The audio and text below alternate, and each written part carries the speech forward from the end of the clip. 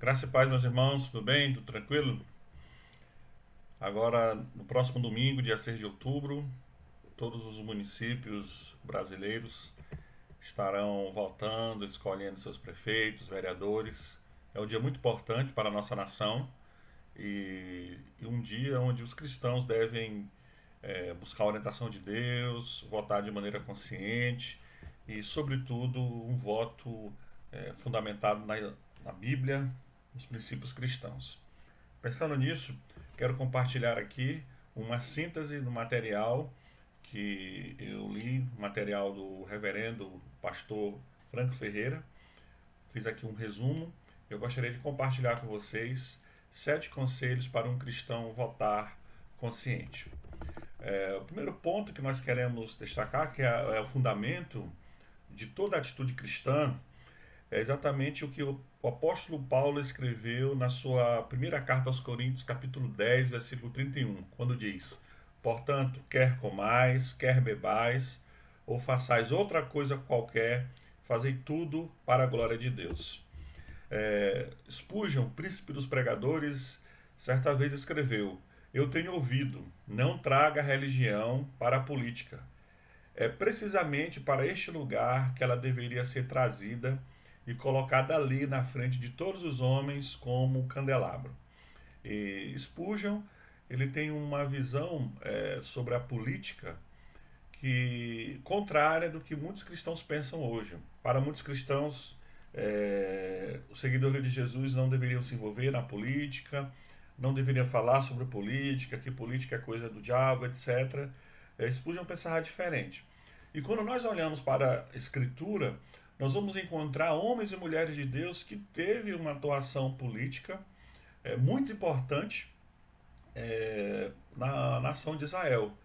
Por exemplo, José, Daniel, também tivemos a Esther, teve uma atuação política extremamente importante na nação de Israel, e outros exemplos. E na história também da igreja. Graças a Deus, nós tivemos homens de Deus, mulheres de Deus, que de maneira bíblica glorificaram o Senhor por meio da sua atuação política partidária. Pois bem, pela ação política, muitas pessoas no país podem ser beneficiadas pelo bem e pela justiça. Mas para que isso aconteça, é necessário que a prática política esteja fundamentada em valores éticos. Além disso, a transformação da conjuntura social de acordo com a cosmovisão cristã é também uma forma de evangelizar. Perfeito. Quando um cristão ele atua na política de maneira bíblica, para a glória de Deus, ele está ali testemunhando da sua fé. Ele está proclamando as boas novas do Evangelho por meio da sua vida, por meio do seu testemunho público. E existem questões do dia a dia, situações que ele terá a oportunidade de proclamar de maneira verbal o amor de Deus, falar do Evangelho do Senhor Jesus Cristo. E é exatamente nesse contexto que ele será usado para a glória de Deus. Tá? O primeiro ponto, ou o primeiro conselho que nós queremos compartilhar sobre os 7 conselhos para um cristão votar consciente. O primeiro conselho é: conheça bem o candidato que receberá o seu voto. Pesquise seu histórico pessoal, seus feitos, seus valores e suas propostas. Pesquise também suas promessas durante a campanha eleitoral, analisando se são plausíveis. Não vamos cair em historinha que candidato promete tudo, e promete coisa que não tem nada a ver e promete propostas impossíveis para a realidade de cada município. Acompanhe as entrevistas que os candidatos concederem na mídia e compare o que cada um diz. É muito importante ver essa comparação. E no ponto, na letra A que nós colocamos, o histórico pessoal é extremamente importante, que às vezes pode ocorrer do político estar ali naquele momento, naquele período eleitoral, atuando.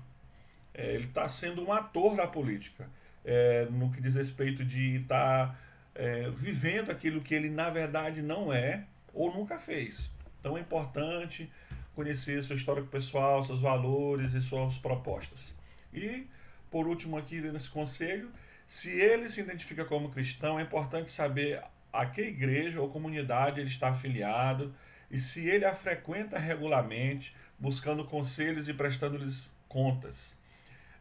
Lamentavelmente, muitos candidatos eles passam um período muito tempo sem sequer pisar na igreja, sem frequentar a igreja e ainda blasfemam contra Deus. Mas nesse período eleitoral, vão para a igreja, fazem campanha dentro da igreja, o que é lamentável, que a liderança não poderia ou não pode permitir esse tipo de campanha de política partidária dentro da igreja, usando o púlpito. O púlpito é para pregar o evangelho. Não desperdice o seu voto com alguém de quem você nunca ouviu falar, sem saber as suas propostas e sua postura ética durante a campanha eleitoral. Conheça seu candidato, conheça sua história, conheça também se as propostas dele são viáveis ou não. É, Leve a sério, o seu voto é muito sério. O seu voto é um instrumento que pode abençoar pessoas, abençoar seu município, abençoar a sua vida e sua família. Segundo conselho, também considere os projetos do candidato. Estão de acordo com os do partido ao qual ele está afiliado? Isso é muito importante, porque às vezes o candidato, tentando convencer o eleitor, ele fala sobre projetos que não têm nada a ver com o seu partido. Isso é no mínimo incoerente. Ao votar em um candidato, você ao mesmo tempo vota no partido, ah, ajudando a eleger candidatos do mesmo partido. Então, fiquem atentos a isso, tá? Isso é muito importante. Por isso é preciso conhecer os programas e a filosofia do partido. O partido, ele muitas vezes em projetos, propostas, ele determina o que o candidato vai votar, o que ele vai defender. Nós sabemos disso. Então, além de conhecer o candidato, é necessário também conhecer o partido. Quais são as propostas desse partido? Quais são os princípios desse partido? Então fique atento a isso, meus irmãos. Isso é muito, mas muito importante. No caso de candidatos evangélicos, é bom averiguar se estes e seus partidos não somente afirmam, mas estão comprometidos com a separação entre a igreja e o Estado, lembrando que toda autoridade procede de Deus. Muitos e muitos se dizem evangélicos, muitos usam até o título de pastor. Candidato pastor fulano. Isso aí é um grave erro. Pastor não é para ser candidato político partidário. Se ele deseja ser candidato, se o pastor deseja ser candidato, tudo bem, tem todo o direito de ser, mas não deveria se apresentar como pastor. Pastor é para pastorear as ovelhas de Cristo, para ensinar as ovelhas de Cristo, evangelizar, discipular, conduzir o rebanho de Deus, não para se usar desse título para ganhar votos, para fazer política partidária. O pastor ele pode atuar em outra área na política, mas não usar o seu título, o título concedido por Deus, segundo a sua vocação, para tentar ganhar voto. Isso não deveria ocorrer. O, e muitos fazem isso. Quando não fazem, usam um nome, irmão, candidato irmão fulano, candidato irmã fulana. Isso não deveria existir, biblicamente falando. E outra coisa, será que são realmente cristãos? Será que tem princípios bíblicos? Precisamos estar atentos em relação a isso. Terceiro conselho, lute contra todas as formas de corrupção. Corrupção não é uma coisa normal, meus irmãos. Precisamos discordar e refutá-la. Não concordar com o uso da máquina administrativa federal, estadual, municipal para favorecer determinados candidatos. E aqui também inclui a igreja. Não devemos votar em um candidato porque esse candidato vai favorecer a igreja em detrimento de outro público. Não. A gente não elege candidato para a igreja, a gente elege candidato para a população, para que ele governe, sobretudo para a glória de Deus. Não concordar com a compra de votos, dinheiro, programas assistenciais, promessas de vantagens pessoais, ameaça, pressão religiosa. Isso não deveria existir. Quarto conselho, meus irmãos: apoie propostas que defendam a vida e a dignidade do ser humano em qualquer circunstância. Meus irmãos, para a fé cristã, para o cristão, biblicamente falando, A vida humana é um dom de Deus, desde a concepção no ventre materno até o dia de sua morte.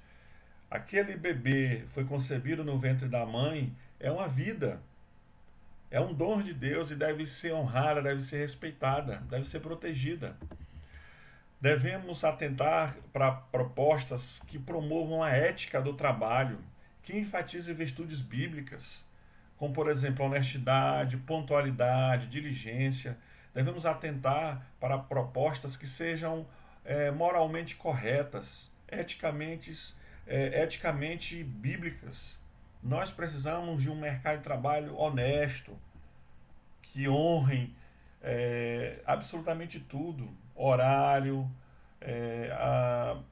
que não falte por qualquer motivo, que honre o dinheiro que está ganhando, que sobretudo tenha em mente que está ali trabalhando para a glória de Deus. E essas propostas devem estar focando essas virtudes. Obediência ao quarto mandamento. Vocês devem trabalhar 6 dias. Tem que ter o dia de descanso, tem que ter o dia do Senhor, um dia onde, como disse Calvino, temos 6 dias para trabalhar e o sétimo dia, um dia para o Senhor trabalhar em nós. A obediência ao oitavo mandamento, não furtarás, a ideia da honestidade, integridade,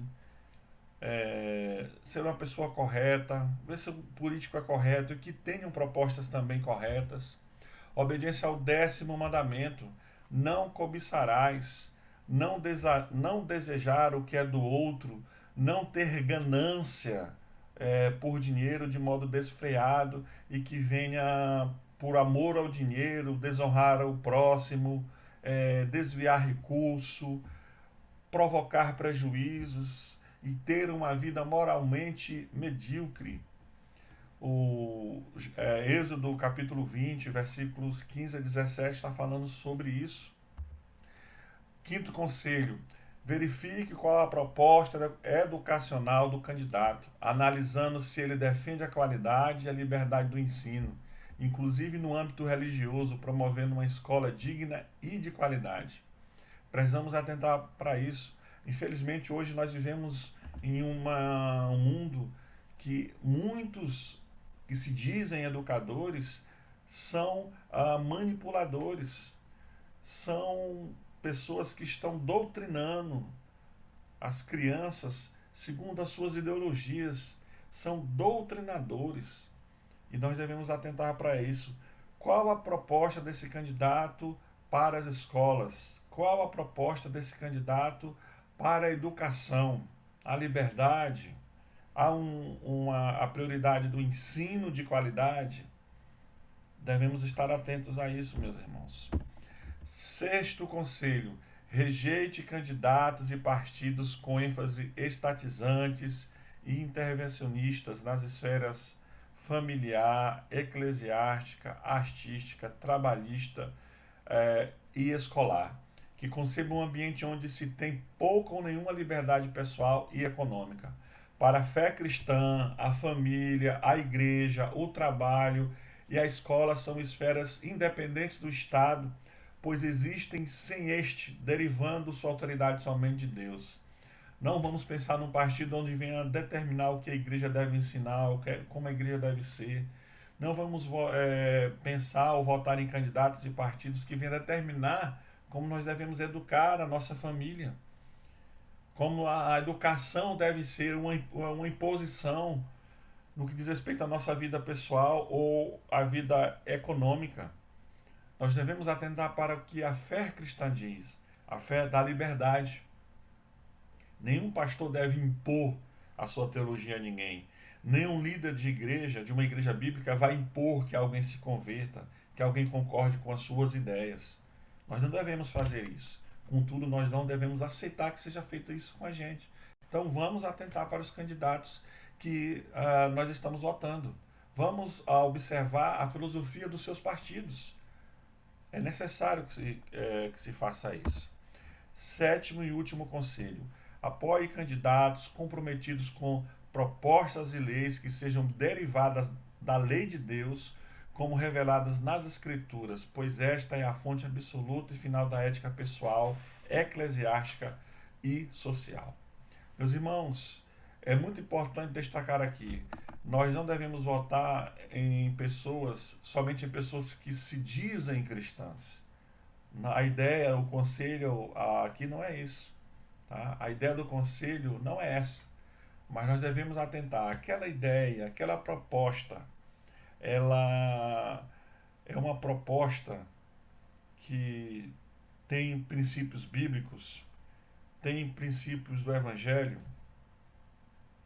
Ela é uma proposta que não vai colidir com os princípios cristãos, que não vai fazer com que o povo de Deus se desvie da palavra de Deus.